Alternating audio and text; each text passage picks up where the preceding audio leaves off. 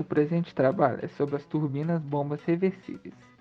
Começando por um breve histórico, devemos destacar que desde o surgimento da civilização, o homem busca utilizar a força d'água em benefício próprio. E após muitos anos de pesquisas e avanços, alguns projetos se destacaram, mas apenas em 1908, no centro de pesquisa da empresa Voith, ocorreu a primeira instalação de bombeamento voltada para o armazenamento. E em 1937, a empresa lançou a primeira turbina bomba reversível a nível comercial. E entre as décadas de 1960 e 1980, houve uma grande implementação desse equipamento. Falando sobre agora o atual cenário brasileiro, temos 4 desses equipamentos funcionando em usinas hidrelétricas reversíveis, sendo que as suas inaugurações ocorreram no final da década de 30 e em meados da década de 50. Nessas usinas operam as turbinas Clapham e Francis, em quantidades diferentes devido às especificações de cada local de operação. Além disso, a Eletrobras apresentou um estudo em 1991 de uma estimativa preliminar do potencial e do custo de implementação dessas usinas nas regiões Sudeste, Sul e Nordeste do Brasil. Nessa avaliação preliminar foram identificadas 642 potenciais projetos e uma potência total de incríveis 1.352 gigawatts. E essa possível potência gerada retrata a importância desses equipamentos e de seus estudos. Falando sobre o atual cenário mundial, temos atualmente uma potência de 127 gigawatts nas usinas hidrelétricas reversíveis, sendo o Japão o país que detém a maior capacidade instalada, com 25 gigawatts, seguido por China e Estados Unidos. Além disso, destaca-se a atual disputa para a construção da maior usina hidrelétrica reversível do mundo, entre Estados Unidos, com a atual maior com capacidade de 3 gigawatts, e a China, onde está em execução uma usina com 12 unidades de turbina bomba capaz de produzir 3,6 gigawatts. Bom, falando agora sobre o princípio de funcionamento, as turbinas bombas reversíveis possuem uma característica fundamental, pois funcionam ao mesmo tempo como turbinas, ou seja, transformam a energia potencial hidráulica em potência de eixo durante o processo que a água flui do reservatório mais elevado para o de menor cota, e também funcionam como bombas, ou seja, transformam potência de eixo em energia potencial hidráulica no processamento de bombeamento da água do reservatório inferior para o superior, completando assim um ciclo. Ciclo este que se mostra de suma importância, principalmente em época do ano onde há bastante secas, o que inviabilizaria a produção de energia elétrica sem esse equipamento, além de ser um projeto com menos impactos ambientais ao se comparado com os outros processos. Classificação. Essas turbinas se dividem em 3 tipos principais, Pelton, Francis e Kaplan, sendo cada um deles adaptado para funcionar com uma determinada faixa de altura de queda. Podemos classificá-las quanto à trajetória da água no rotor e quanto à forma de transformação de energia. Considerando a trajetória da água, temos turbinas radiais, que é quando o fluxo d'água que passa pelo rotor se efetua na direção radial, que é o caso das turbinas Francis. Já nas turbinas axiais, o fluxo d'água toma a direção do eixo da máquina, o que acontece nas turbinas Kaplan. E também temos as turbinas tangenciais, onde a água incide nas pás na direção tangencial ao rotor, assim como acontece nas turbinas Pelton.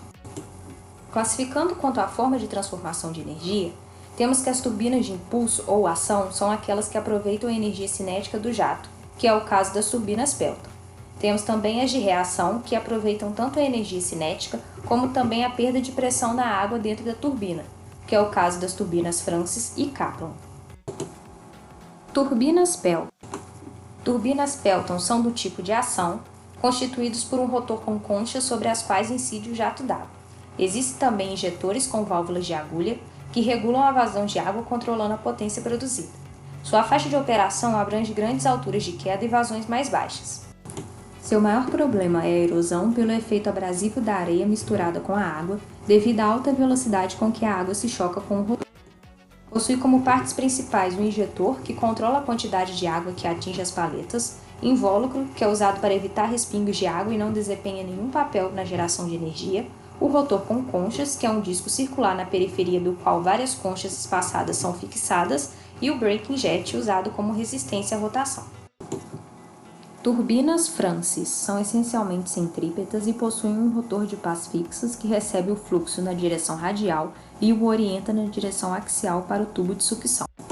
A distribuição da água sobre as pás do rotor se dá por meio de palhetas guias e tais turbinas são indicadas em aplicações de média vazão e pressão. É constituído por uma carcaça espiral hermética sempre cheia d'água que envolve o rotor, por palhetas guias que permitem que a água atinja as palhetas do rotor sem choque na entrada, pelo rotor, que é a peça circular na qual uma série de paletas radiais curvas são fixadas, e por um tubo de extração, utilizado para descarregar a água da saída do rotor para o tubo de descarga. Turbinas Kaplan. Já as turbinas Kaplan são adequadas para operar com grandes vazões e baixa pressão. Possuem um rotor semelhante a um propulsor de navio com 2 a 6 pás móveis. O fluxo de água entra no rotor na direção axial e se orienta também na direção axial para o tubo de sucção. Possui pás móveis associadas a um sistema de controle de ajuste, variando o ângulo de ataque de forma a adequá-las ao ponto de operação do grupo gerador. Aplicações das turbinas bombas reversíveis. Usina hidrelétrica reversível. Assim como as usinas hídricas normais, as usinas hidrelétricas reversíveis também se baseiam no armazenamento de energia gravitacional da água através de uma diferença de elevação. Porém, elas possuem um sistema de acumulação em um nível inferior que pode ser mecanicamente bombeado para o nível superior através de um conduto por uma bomba-turbina reversível utilizando energia extra de outra fonte geradora. Atualmente, a principal função dessas usinas é operar em conjunto com fontes de energia intermitentes para moderar as diferenças periódicas na disponibilidade de energia. Falaremos agora sobre as equações que são utilizadas para descrever o funcionamento das turbinas. Qual a importância dessas fórmulas? Bom, a partir delas é possível avaliar se a turbina está funcionando da maneira esperada e correta. Podemos também definir as melhores faixas de operação, ou seja, aquelas em que a turbina irá trabalhar com a maior eficiência. Além disso, como comentado anteriormente, as turbinas possuem diversas aplicações. Por isso, as equações podem e devem ser utilizadas para analisar e comparar diferentes modelos e definir qual é o melhor para determinada finalidade. A primeira equação aqui apresentada se refere à potência hidráulica, ou seja, a potência que o fluido entrega para a turbina. Ela é dada pelo produto entre a pressão de entrada do fluido na turbina e a sua vazão. Já a altura de carga é dada pela divisão entre potência hidráulica e o produto dos valores de densidade do fluido, gravidade e vazão. Temos também a potência de eixo, que é a potência útil extraída do fluido. No seu cálculo teórico, são utilizados os valores estimados de eficiência da turbina e do circuito hidráulico, além da vazão do fluido e sua altura de carga. Na prática, esse parâmetro pode ser verificado por um sistema de torque e rotação, executado por microcontroladores, células de carga e medidor de velocidade de rotação. Então, de posse dessas informações, é possível calcular a eficiência da turbina. Ela é dada pela relação entre a potência de eixo e a potência hidráulica. Seu valor varia de 0 a 100%. Em relação aos tipos de turbina já apresentados nesse trabalho, verificamos que todos possuem eficiência aproximada de 90%. O destaque vai para a turbina Pelton, que atinge valores próximos de 92%. Até então, falamos sobre equações que fornecem fatores dimensionais. No entanto, existem alguns parâmetros adimensionais que também são importantes na análise do funcionamento das turbinas. O primeiro a ser abordado aqui é o coeficiente de vazão. Ele depende da vazão do fluido, rotação e diâmetro do impulsor. Já o coeficiente de carga varia com a altura de carga, densidade do fluido, rotação e diâmetro do impulsor. Enquanto isso, o coeficiente de potência depende da potência de eixo, densidade do fluido, rotação e diâmetro do impulsor. Temos também a rotação específica, que é calculada em função do coeficiente de potência e do coeficiente de carga. Apresentamos, por fim, o número de Reynolds. Ele dependerá da densidade e viscosidade dinâmica do fluido, além da rotação e diâmetro do impulsor.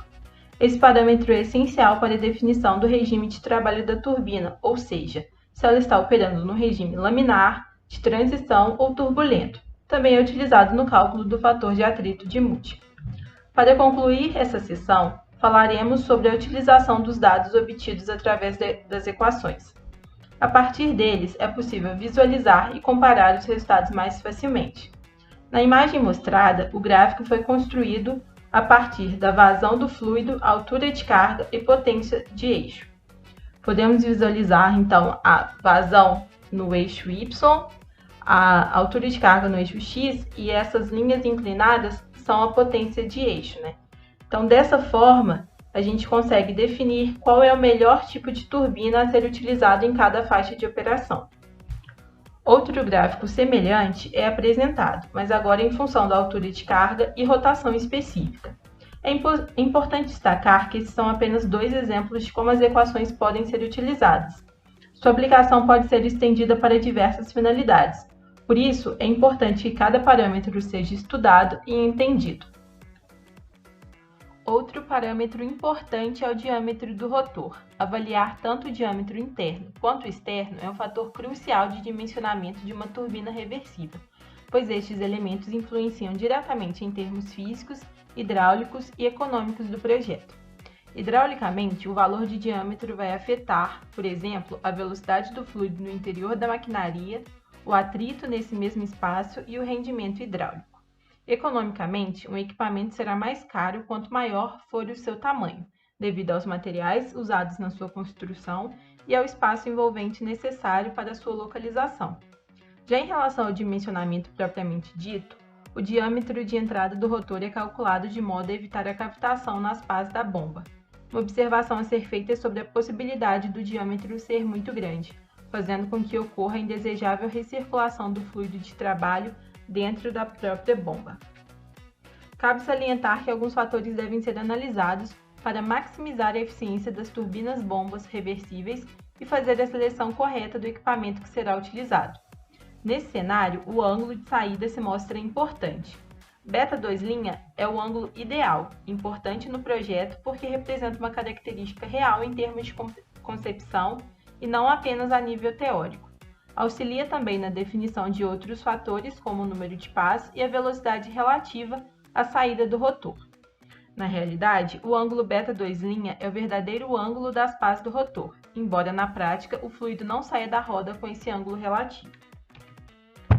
Uma das razões para que o ângulo de saída real do escoamento relativo seja diferente é o fator de escorregamento, que é o quociente entre a diferença do valor real da componente periférica da velocidade absoluta à saída do rotor e a componente periférica teórica da velocidade absoluta.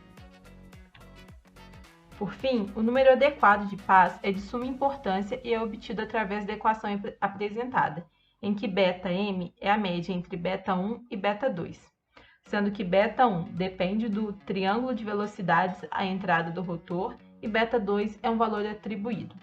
Para equipamentos dotados de pás curvadas para trás, o ângulo de saída β2 deverá balizar-se entre os 15 e 35 graus, sendo atribuídos menores ângulos às máquinas com menores velocidades específicas. Quanto menor o ângulo, menor será o número de pás.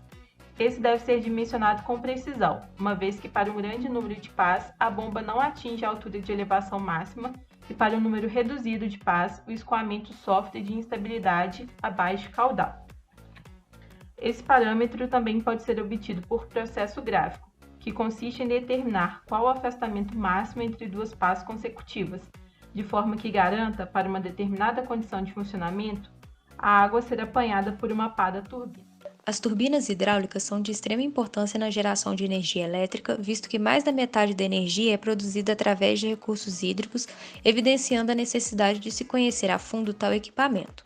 A relevância das turbinas reversíveis fica ainda mais nítida quando o assunto é usinas hidrelétricas reversíveis, sendo esta a principal tecnologia utilizada no mundo para propósitos de armazenamento de energia elétrica em grande escala, considerada também uma opção ambientalmente sustentável à medida que contribui para a redução de impactos ambientais por meio do uso de pequenas áreas de alagamento e do arrefecimento de emissões de gases do efeito estufa, além das vantagens referentes à capacidade desse tipo de usina de gerar potência complementar, de atender à demanda de ponta e de otimizar o uso do sistema de transmissão de energia.